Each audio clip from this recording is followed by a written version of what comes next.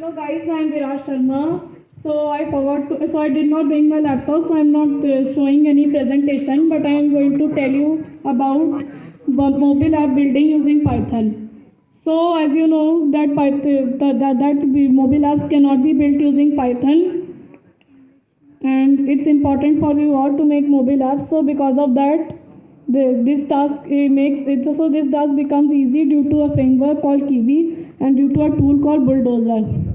So Kiwi framework has lot of features for creating UI in Android, like label text, button, and etc. It has lot of features, and Bulldozer converts that Python code which is written by Kiwi into APK by compiling it into by converting it into C code, and it uses NDK to convert C code into Android package.